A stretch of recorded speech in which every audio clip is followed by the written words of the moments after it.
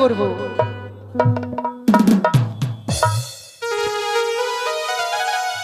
সত্যি সত্যি যেন বড় বিলম্ব হয়ে গেল। ছুটি যেতে হবে, ছুটি যেতে হবে আমাদের রাজপ্রাসাদে, না হলে আমার গর্ভধারিণী জননী যেন আমার চিন্তিত করবে না। আর বিলম্ব না করি এই মুহূর্তে আমি ছুটে যাব ওই রাজপ্রাসাদে, এগিয়ে যাই ওই রাজপ্রাসাদের দিকে আমি এগিয়ে। কি তুমি হন্তদন্তই ছুটে চলেছো? তুমি কি দেখে চলতে পারো না?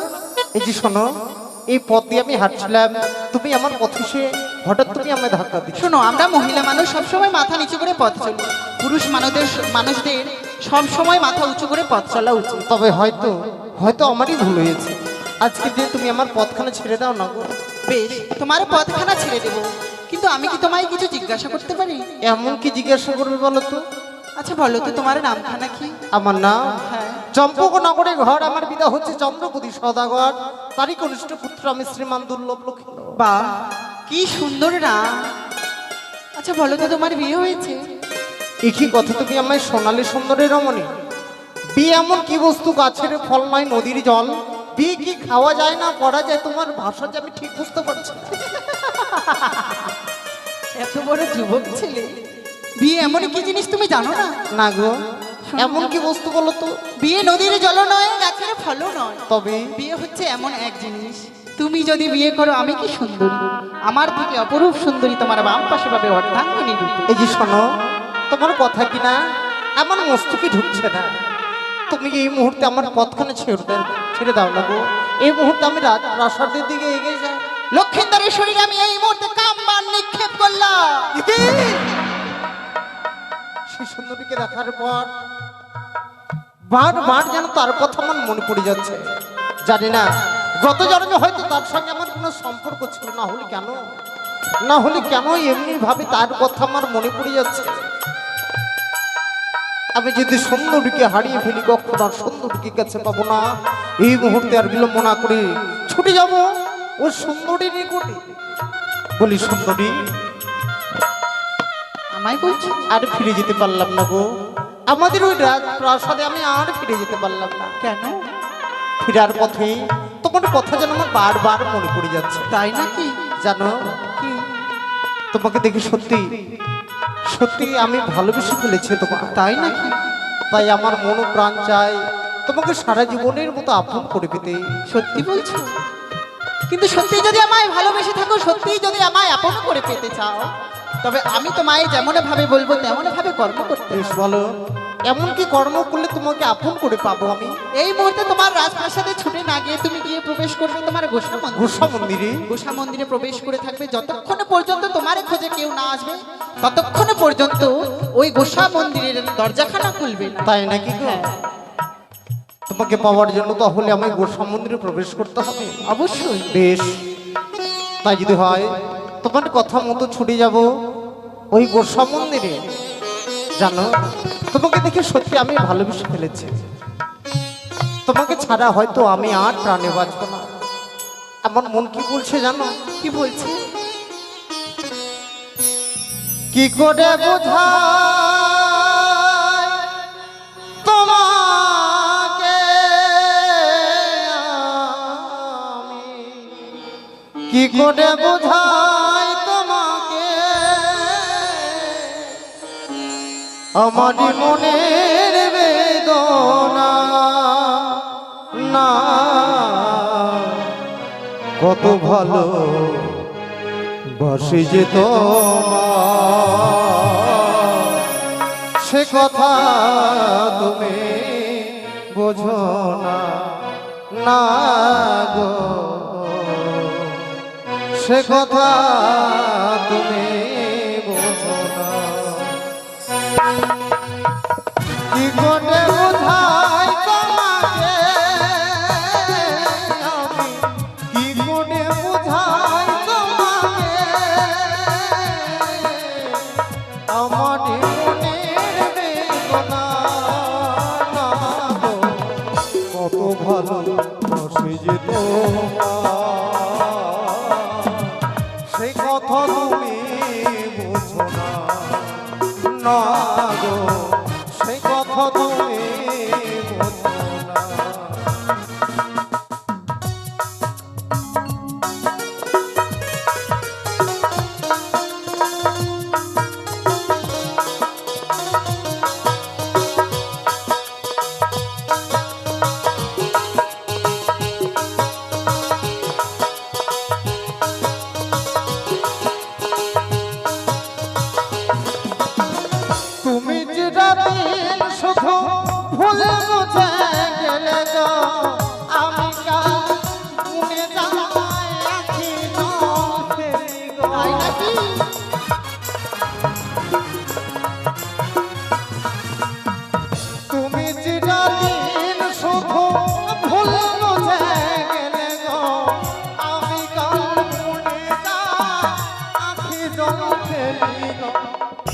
ভালোবাসা গানে রজনী তো আসে না, না গো, কত ভালোবাসি যে তোমার সে কথা তুমি না গো, কত ভালোবাসি যে তোমার সে কথা তুমি বুঝো না।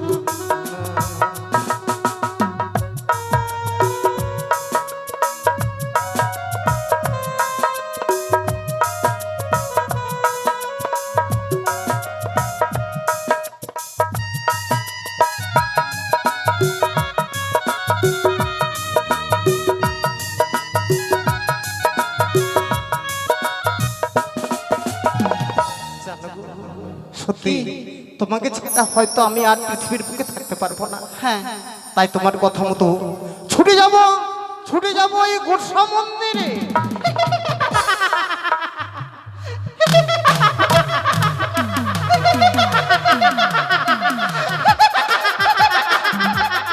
চন্দ্রধর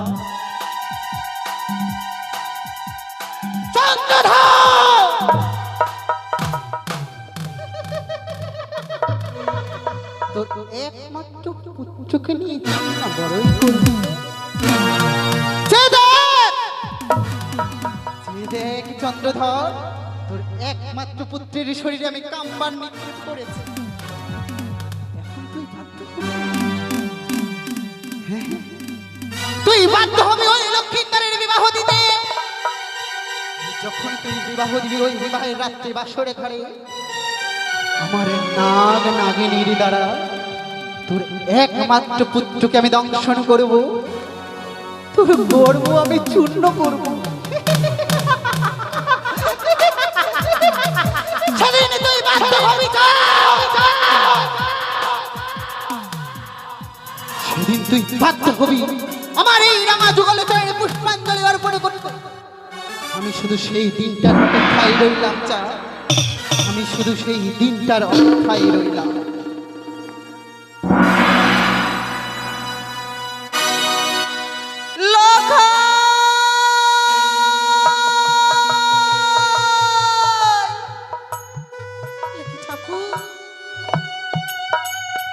আমার লোকায় কোন বেলা 10টার সময় গিয়েছে পাঠশালায়,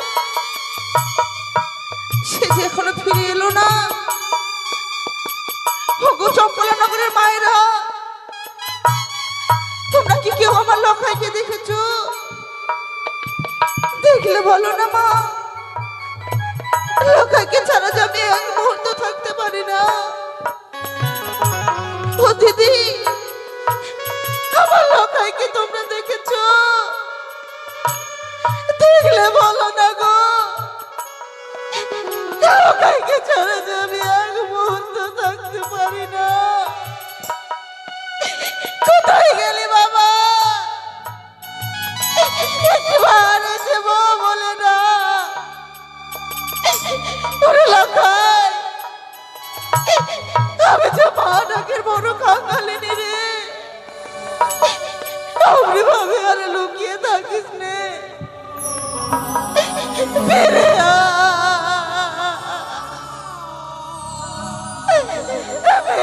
আয় বাবা।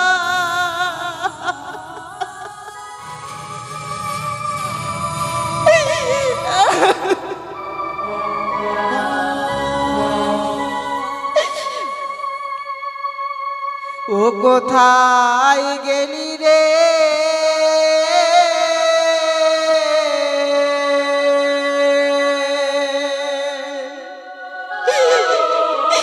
ওরে বাপ লোকাই,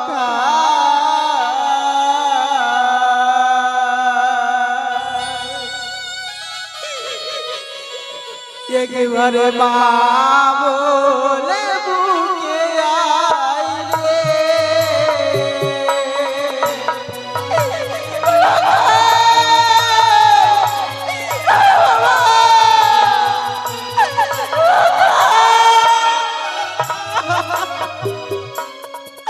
লোকাই রে,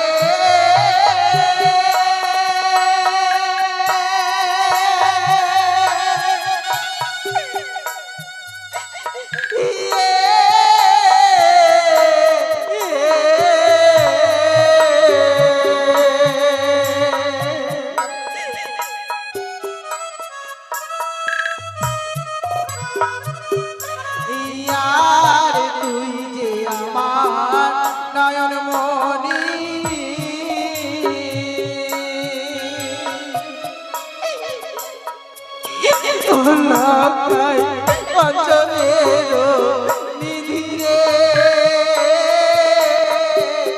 ওরে লকাই মা বলে বুকে আয়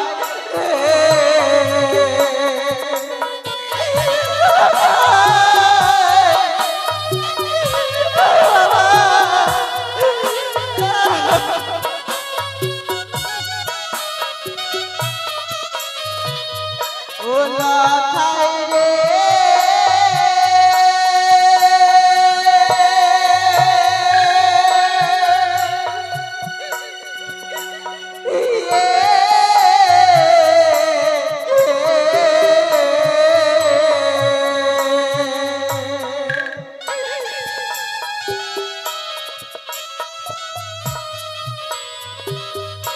ইয়ারে হায় আমার দারুণ বিধি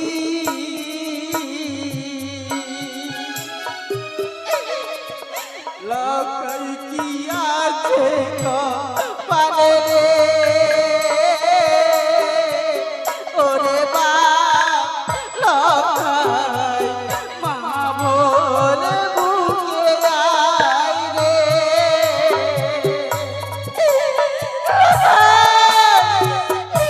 লুকিয়ে থাকে রে বাবা ফিরে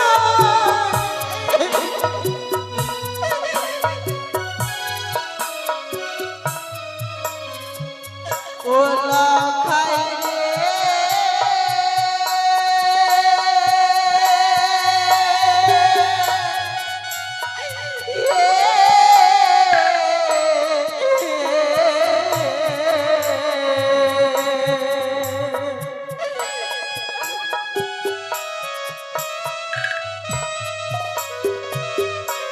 ইয়ারি একে একে ছয় পুত্র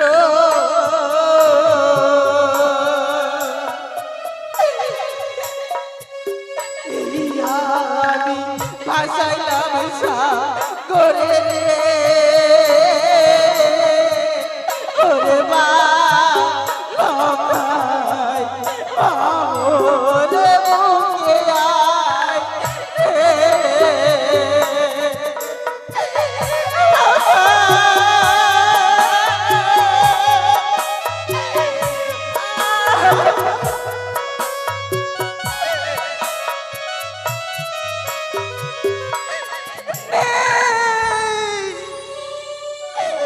আমার লকাই রে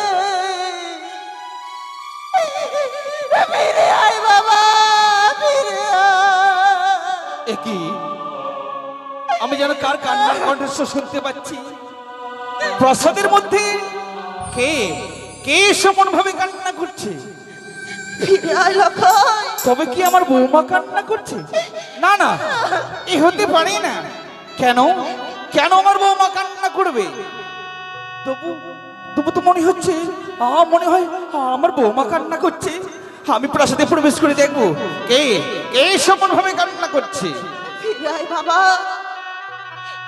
ফিরে আয় রে তোর জন্য যাবে বাটি ভরা দুগ্ধ রেখেছি একবার ফিরে এসে বলে না বৌমনি কি বৌমনি মন্ত্রী কাকু এ কি বৌমনি আজ তুমি কাঁদছো কি হয়েছে কাকু আমার দাদু ভাই তোমায় কিছু বলেছে বুঝি না কাকু না কোথায় আমার দাদু ভাই ডাকো তো আমি তাকে খুব করে বকে দেব কাকু গো আমার লকাইকে সে বেলা 10টার সময় আপনি পাঠশালায় নিয়ে গিয়েছিলেন হ্যাঁ হ্যাঁ হ্যাঁ আমার লকাই যে এখনো ফিরে আসেনি কাকু বৌমা ফিরে আসেনি গো এ কি কথা শুনেলি বৌমা আজ আমার দাদু ভাই ওই পাঠশালা থেকে প্রাসাদে ফিরেনি না কাকু মনি বৌমনি কাকু গো আপনার যদি চরণ ধরে বলি কাকু আমার লকাইকে ফিরিয়ে দাও না কেঁদো না আচ্ছা তুমি এমন ভাবে কেঁদো না বৌমনি তুমি যদি এমন ভাবে কান্না করো আমি হ্যাঁ হ্যাঁ আমি যে সইতে পারবো না বৌমনি আপনি তো জানেন আমার দুঃখের কাহিনী। এক এক করে 6 পুত্রকে হারালাম। এই শেষ বয়সে আমার লোকাইকে কাছে পেয়ে আমি সবকিছু ভুলে গিয়েছিলাম কাকু। সে লোকাই আজকের দিনে আমাকে ফাঁকি দিয়ে কোথায় লুকিয়ে রয়েছে।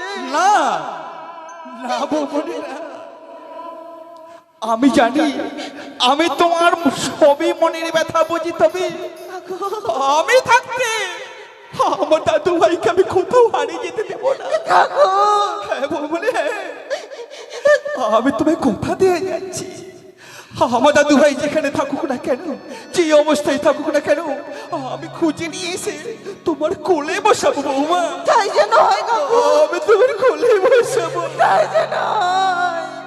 তবে বৌমনি কাকু, তোমার একটু আমায় কথা দিতে হবে। কাকু আজকে দুর্দিনের সময় তোমাকে কি এমন কথা দিতে হবে বলো না কাকু। তুমি আর অমন ভাবে কাঁদবে না বলো। আমি কাঁদবো না কাকু, আমি কাঁদবো না গো।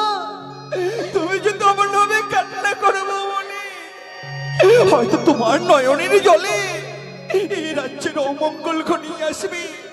তাই তুমি কেঁদো না, কেঁদো না বৌমনি, আমি আসছি, আমি আসছি বৌমনি, আমি আসছি।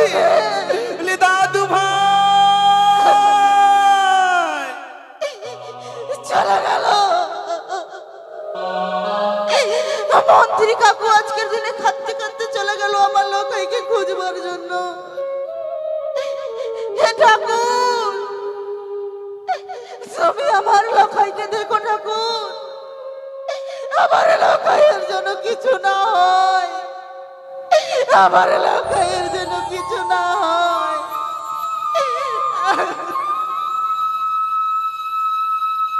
সত্যি দেখতে দেখতে যেন আমি গোস্বা মন্দিরের দিকে এগিয়ে গেছি। তবে এই মুহূর্তে সেই আমি গোস্বা মন্দিরে প্রবেশ করব। এই মুহূর্তে আজকের দিনে গোস্বা মন্দিরে প্রবেশ করে গোস্বা মন্দিরের দ্বারখানা আমি খুলে দিলাম। দেখি আজকের দিনে কে নিতে আসে এই গোস্বা মন্দিরে। দাদু ভাই,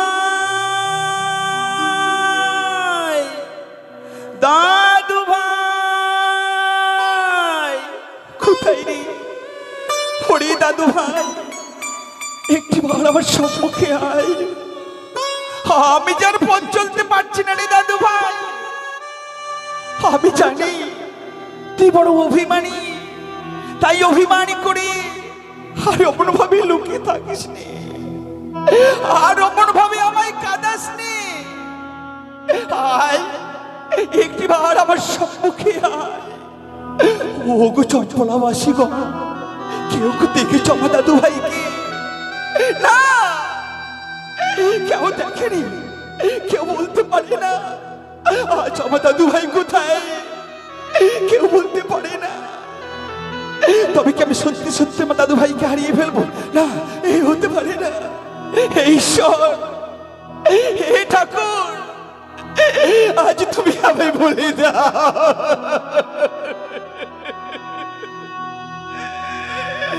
কোথায় কোথায় গেলে আমার দাদু ভাইকে আমি খুঁজে পাবো?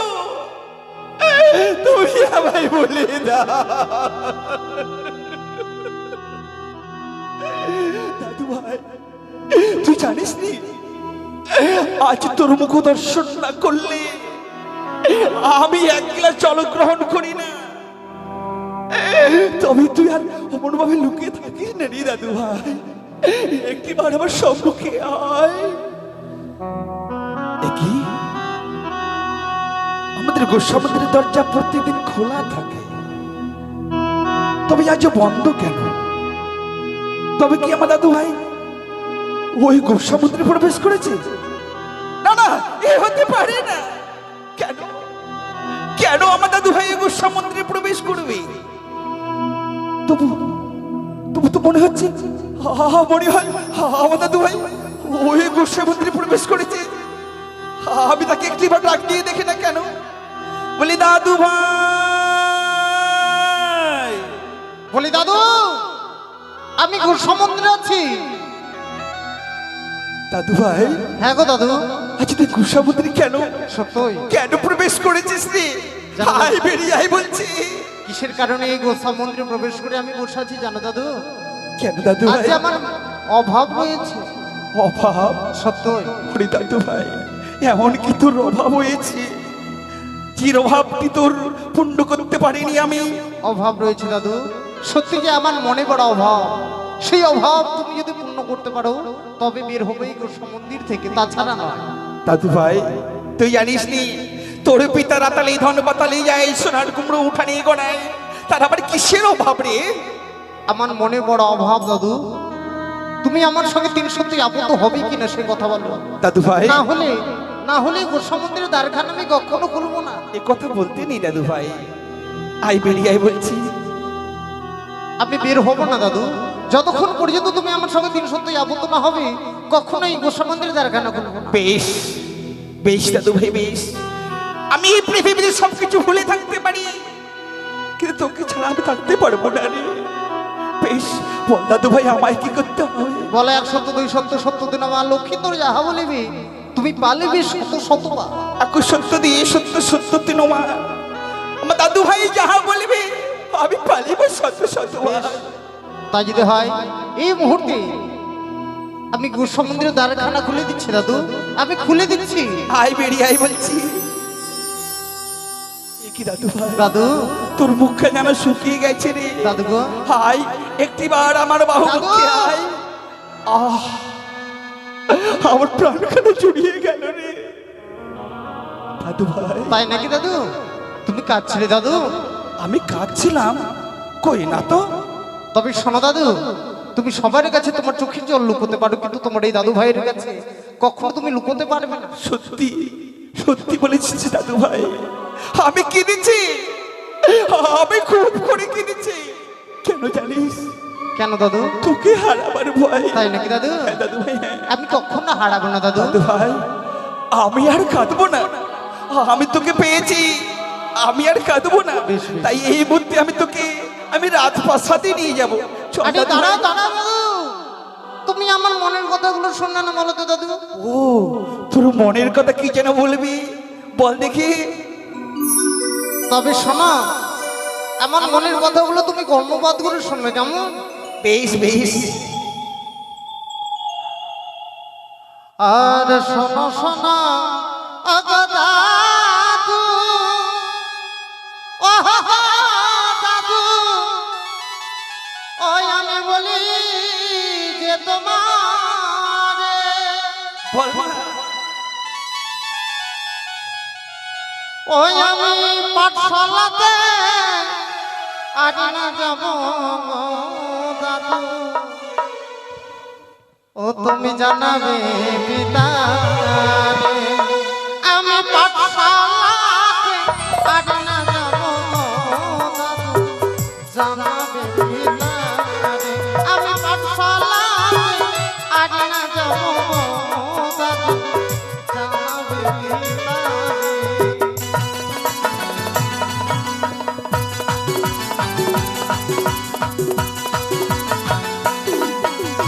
পাঠশালার লেখাপড়া গো আমার ভালো লাগে না, পাঠশালার লেখাপড়া গো আমার মন তো বসে না, ওই না পাঠশালার লেখাপড়া গো আমার মন তো বসে না।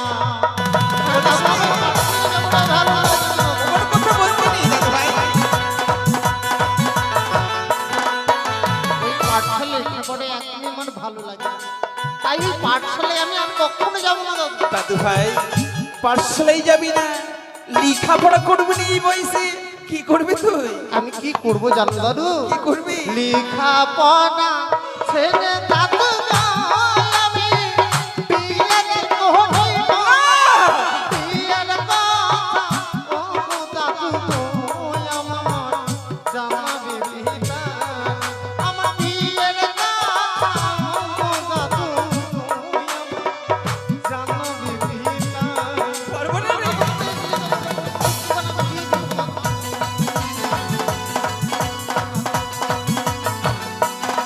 আমি বিয়ে করব দাদু, আমি যেন বিয়ের জন্য উন্মাদ হয়ে পড়েছি। দাদু ভাই, তুমি আমার বিয়ে দাও না গো দাদু। না দাদু ভাই, আজ তুই আমার কাছে যতই লাফালাফি কর না কেন, আমি তোর বিয়ে দিতে পারবো না তুমি রে। আমার বিয়ে দেবে না? না দাদু ভাই। আজ হস্তে ধরি পায়ে পড়ে বলে যে তোমারে বিয়ে দাও।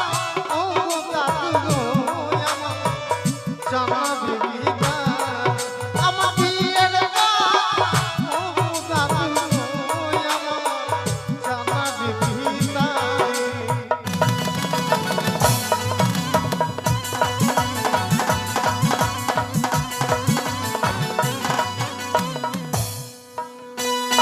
না দাদু ভাই, আমি তোর বিয়ে দিতে পারবো না রে। তুমি আমার বিয়ে দেবে না? না দাদু ভাই, না। শোনো দাদু, তুমি যদি আমার বিয়ে না দাও আমি কি করবো জানো? কি করবি? বিয়ে যদি না দেবে গো, আমি প্রাণে না বাঁচিব। গঙ্গার জলে গিয়া দাদু গো আমি ডুবিয়া মরিব। ওই না গঙ্গার জলে গিয়া দাদু গো আমি ডুবিয়া মরিব। বলিস নে।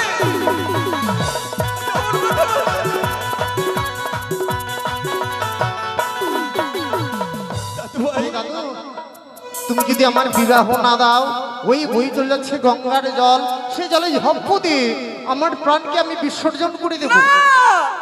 না দাদু ভাই, না। ভুলে ও কাজ করতে জানিস না। তবে তুমি আমার বিয়ে দেবে বলো দাদু, তুমি আমার বিয়ে দেবে বলো। দাদু ভাই, আমি তোর জন্য সবকিছু করতে পারি রে। তাই নাকি? শুধু বিয়ে কেন রে? তবে তুই যদি বলিস এই চম্পলা নগরে যতগুলো মেয়ে রয়েছে আমি সব তোর পায়ের তলায় এনে দেবো রে। শোনো দাদু, যে কোনো একটি মেয়েকে আমি বিবাহ করব, আর আমার এই রাজ্যে আমি বিয়ে করব না। অন্য রাজ্যের মেয়ে পছন্দ করার পরে যদি আমার পছন্দ হয় তবে সেই মেয়েকে আমি বিবাহ করব। বেশ দাদু, এই মুহূর্তে আর বিলম্ব না করে তুমি যাও, রাজপ্রাসাদে ফিরে যাও, আমার পিতাকে জানাবে আমার বিয়ের বারোটা।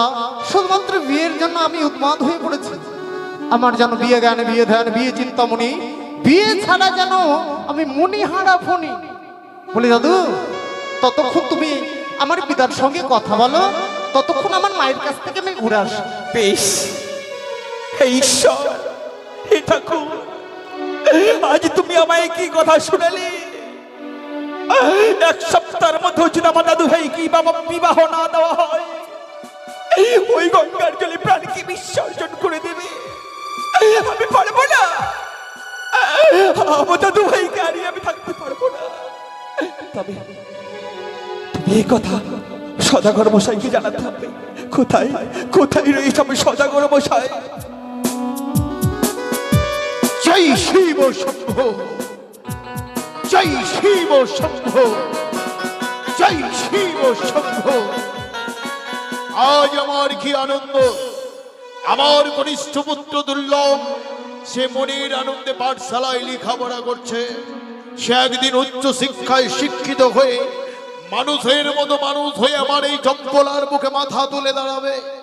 সেই তো হবে আমার অদূর ভবিষ্যৎ। সেই তো একদিন আমার অবর্তমানে আমারই রাজ সিংহাসনে বসে পরিচালনা করবে এই পবিত্র চম্পকনগর রাজ্য। তাই হে শিব শম্ভ, হে গুরুদেব, তুমি আমার সন্তানকে এমনই আশীর্বাদ করো ঠাকুর, যেন তোমারই আশীর্বাদে আমার সন্তান মানুষের মতো মানুষ হয়ে আমার এই চম্পলার মুখে মাথা তুলে দাঁড়াতে পারে। হবে না, হবে না, তোমার মনের আশা কোনোদিন পূর্ণ হবে না। মন্ত্রী কাকা, এ আমি কি দেখছি? আপনার মলিন বদন, আপনার অশ্রুবাড়ি, কিন্তু কেন? কি হয়েছে আপনার? আপনাকে কি কেউ কোনো কটুস্থ করেছে? না বাবা চাঁদা, কেউ আমায় কষ্ট করে। তাহলে কেন কেন আপনি এইভাবে অশ্রুবাড়ি বরিশন করবেন মন্ত্রী কাকা? আজ আমার নয়ন দিয়ে কেন জল ঝরে যাচ্ছে জানো বাবা? এই কথা কর্ণে শ্রবণ করলে হয়তো তুমি স্থির হয়ে থাকতে পারবে না বাবা। মন্ত্রী কাকা, কি এমন হয়েছে যা আমি শ্রবণ করলে স্থির হয়ে দাঁড়িয়ে থাকতে পারবো না?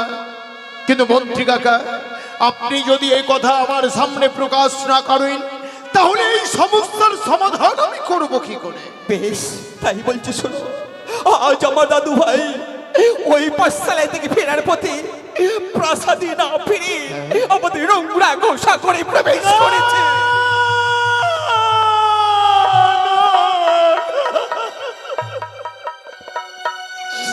এই আপনি কি শোনালেন মন্ত্রী কাকা? আমার পুত্র দুর্লভ ও শেষ পর্যন্ত ওই নোংরা গোসা ঘরে? ছি, ছি মন্ত্রী কাকা, এ কথা শুনবার পর আজ আমার উঁচু মস্তকটা যেন বারবার নিচু হয়ে যাচ্ছে, আমার মান সম্মান ধুলাই মিশে যাচ্ছে। মন্ত্রী কাকা, আমার পুত্র আজ গোসা ঘরে প্রবেশ করেছিল এ কথা আজ আমি জেনেছি।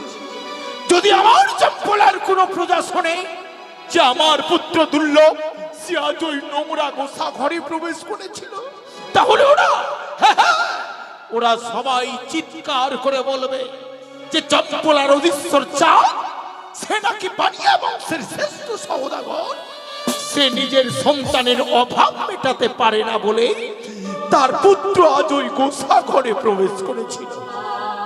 মন্ত্রী কাকা, আমার আতালের ধন পাতালে শুকায়, সোনার কুমড়ো ভূমিতে গড়াগড়ি খায়।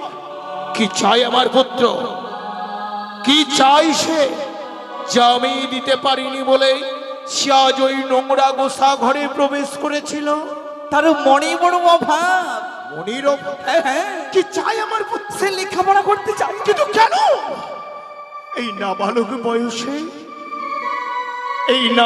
বয়সে যদি পুত্র আমার লেখাপড়া না করে, তাহলে কি করে মানুষের মতো মানুষ হয়ে আমার চম্পলার মুখে মাথা তুলে দাঁড়াবে? কি করে আমার অবর্তমানে এই চম্পলার রাজ সিংহাসনে বসে পরিচালনা করবে এই পবিত্র চম্পকনগর রাজ্য? মন্ত্রী কাকা, আমার পুত্রের কি হয়েছে? সে লেখাপড়া করতে চাইছে না কেন? কেন জানো? আজ লেখাপড়া ছেড়ে আমার দাদু ভাই বিয়ের জন্য উন্মাদ হয়ে পড়েছে।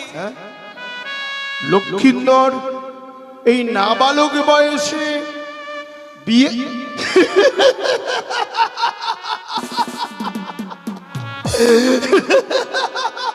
তুমি হাসছো? আপনার কথা শুনে আমি আর না হেসে পারলাম না মন্ত্রী কাকা। আমার সন্তান বয়সী নবীন, এই নবীনই বয়সে তো সে বিয়ে বলে উন্মাদ হতে পারে না।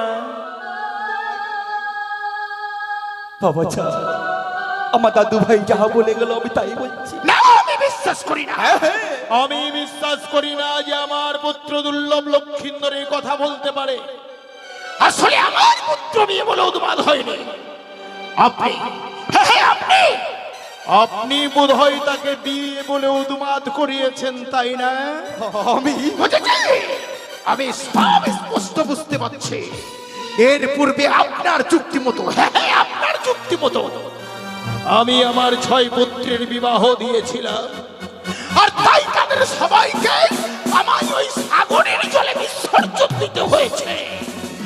আজ আপনি আবার ষড়যন্ত্র করে আমার কনিষ্ঠ পুত্রের বিবাহ দিয়ে আপনি আমাকে নিঃস্ব করে দিতে চাইছেন, তাই না?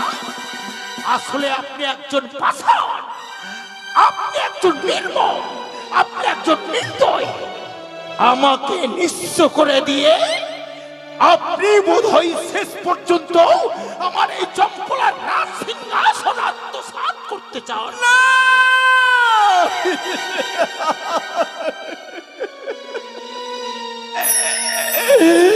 ঈশ্বর, ঠাকুর, এই কথা করতে স্মরণ করা লাগে আমার মৃত্যু হলো না কেন? আমার মৃত্যু হলো না কেন? আমি এই কথা শুনবার জন্য এতদিন ধরে বেঁচে আছি। বাবা চা, আমি জানতাম পর কখনো আপন হয় না। পর কখনো আপন হয় না, এ কথা আজ আপনি আমাকে স্পষ্ট বুঝিয়ে দিয়েছেন মন্ত্রী মহাশয়। আমি একদিন আমার পিতার অবর্তমানে আপনাকে, হ্যাঁ হ্যাঁ আপনাকে বিশ্বাস করে আমার পিতৃ আসনে বসিয়েছিলাম, আর আপনি সেই সরলতার সুযোগ পেয়ে আমাকে আঘাত করতে চাইছেন, তাই তো?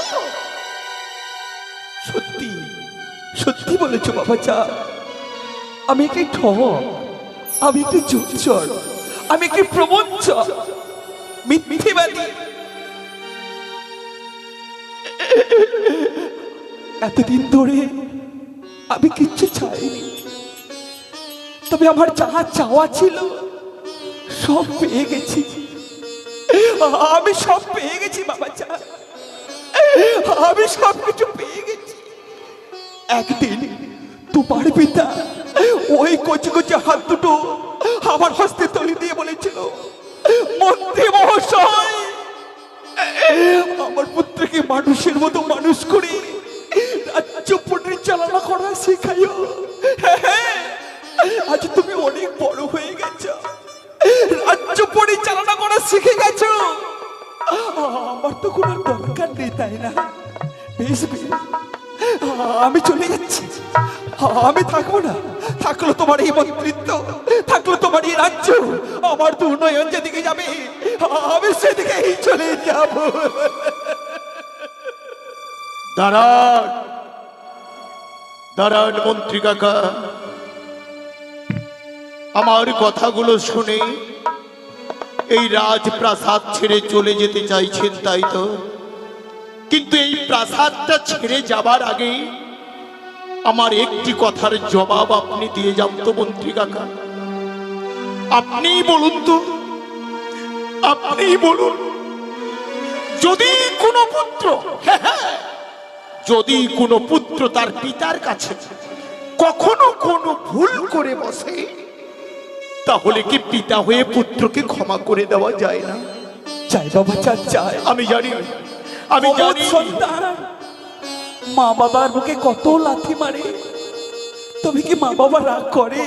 করে না রে মন্ত্রী কাকা, আপনি আমার কঠিন কথায় বড় আঘাত পেয়েছেন, কিন্তু আমি তো আপনাকে একদিন আমার পিতৃ আসনে বসিয়েছি, আমি তো আপনার পুত্র সম। আপনি কি পারেন না মন্ত্রী কাকা? আপনি কি পারেন না আমাকে ক্ষমা করে দিতে? বাবা চা, আমি তোমাকে ক্ষমা করে দিয়েছি। আমি বুঝতেই পারিনি মন্ত্রী কাকা, আমি বুঝতেই পারিনি যে আমার নাবালক সন্তান এমনি ভাবে বিয়ে বলে উন্মাদ হতে পারে। কিন্তু কে তুলে দিল আমার নাবালক সন্তানের কর্ণে এই বিয়ের মহামন্ত্র? কেন কেন এই নাবালক বয়সী সন্তান আমার বিয়ে বলে উন্মাদ হলো? আমি কিছু জানি না। কিন্তু আমি জানি, আমি জানি মন্ত্রী কাকা। তুমি জানো? হ্যাঁ আমি জানি, এর মাঝে নিশ্চয়ই কোনো ষড়যন্ত্র রয়েছে। ষড়যন্ত্র? লক্ষিন্দর আমার বিয়ে বলে উন্মাদ হয়নি, নিশ্চয়ই তাকে বিয়ে বলে কেউ উন্মাদ করিয়েছে। আপনার মনে পড়ে, আপনার মনে পড়ে মন্ত্রী কাকা সেই দুলালী ধাত্রীমার কথা? একদিন লক্ষিন্দর পাঠশালা থেকে ফিরে এসে আমাকে বলেছিল, যোগ পিতা, আমি আর কোনোদিন পাঠশালায় যাব না। তখন আমি লক্ষিন্দরকে জিজ্ঞাসাও করেছিলাম যে কেন রে, এই নবীন বয়সে তুই পাঠশালায় যাবি না কেন? ও তখন আমাকে কাঁদতে কাঁদতে বলেছিল, গো পিতা, আমি যখন পাঠশালা থেকে বাড়ি ফিরে আসি, তখন প্রথমাজে দুলালী ধাত্রীমা আমাকে বক্ষে জড়িয়ে ধরে ক্রন্দন করেনি কেন? আমি তৎক্ষণাৎ ভাবলাম, নিশ্চয় আমার লক্ষিন্দরের প্রতি ওই ধাত্রীমার কোনো লোভ রয়েছে। তাই সঙ্গে সঙ্গে ধাত্রীমাকে আনায়ন করলাম আমার রাজপ্রাসাদে। ধাত্রীমাকে আমার রাজপ্রাসাদে নিয়ে এসে যখন আমি ধাত্রীমাকে জিজ্ঞাসা করতে লাগলাম যে আপনি বলুন তো ধাত্রীমা, আপনি বলুন তো, কেন কেন আপনি আমার লক্ষিন্দরকে বক্ষে জড়িয়ে ধরে ক্রন্দন করেন? কিন্তু ধাত্রীমা আমার কোনো কথারই জবাব দিতে চাইলেন না। তখন আমি ক্রোধে তাকে বেত্রাঘাত করতে লাগলাম। আর আমি যখন ধাত্রীমাকে বেত্রাঘাত করি, তখন ধাত্রীমা আমার বেত্রাঘাত সহ্য করতে না পেরে কাঁদতে কাঁদতে ধুলোয় লুটিয়ে পড়ল আর বলল, সৌদাগর মহাশয়, দ্বাদশ বৎসরের মধ্যে লক্ষ্মীন্দরের বিবাহ দিলে ওই পদ্মারে নাকি আমার লক্ষ্মীন্দরকে দংশন করবে। এ কথা বলতে বলতেই ধাত্রী মামার চণ্ডী মণ্ডপের সামনে শিলায় পরিণত হয়ে গেল। আমার আজও মনে পড়ে মন্ত্রী কাকা, ওই রাজপ্রাসাদ ছেড়ে এসে যখন চণ্ডী মণ্ডপের সামনে গিয়ে শিলায় স্তূপ দর্শন করি, বারবার মনে পড়ে যায় সেই দুলালী ধাত্রীমার কথা। আপনি বলুন না, আপনি বলুন, এই সব কিছু জানবার পরেও আমি দ্বাদশ বৎসরের মধ্যে কি করে লক্ষ্মীন্দরের বিবাহ দেব? এখনো লক্ষ্মীন্দরের দ্বাদশ বৎসর পূর্ণ হয়নি, সে সবে মাত্র একাদশ বৎসর বয়সে পদার্পণ করেছে। আমি পারবো না, আমি পারবো না মন্ত্রী কাকা। দ্বাদশ বৎসর পূর্ণ না হলে আমি কিছুতেই লক্ষ্মীন্দরের বিয়ে দিতে পারবো না। হ্যাঁ, আপনি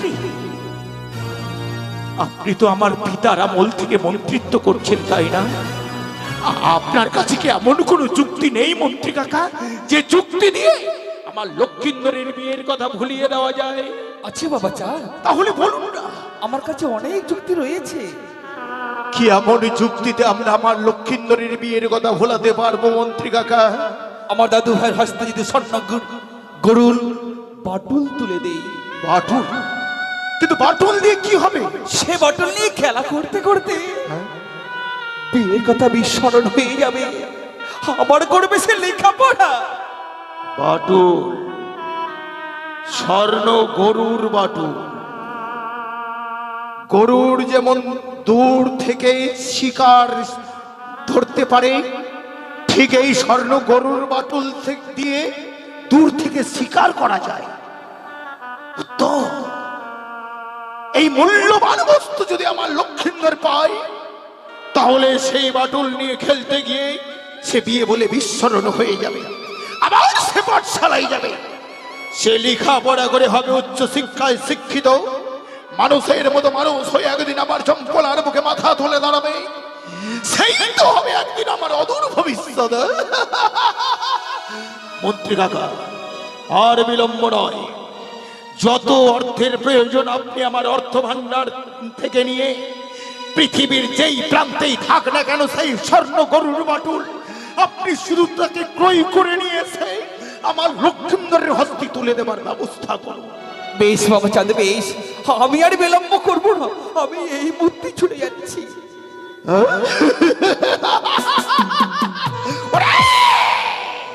ওরে বেটি পাতাল বাসিনী নাগিনী, তুই ভেবেছিস দ্বাদশ বৎসরের মধ্যে আমার লক্ষ্মীন্দরের বিবাহ দিয়ে বিবাহ নেই সিনেমা সর ঘরে তুই তোর নাগ দ্বারা আমার লক্ষ্মীন্দরকে দংশন করবি? কিন্তু না, আমি তা কিছুতেই হতে দেব না। আমি তোর আশার বাসা ভেঙে দেব। আমি তোকে কোনোদিন বিশ্ব মাঝে বিশ্ব পূজিতা হতে দেব না। যে করেই হোক, ছলে বলে বলে কৌশলে আমি লক্ষ্মীন্দরের বিয়ের কথা বলাবো।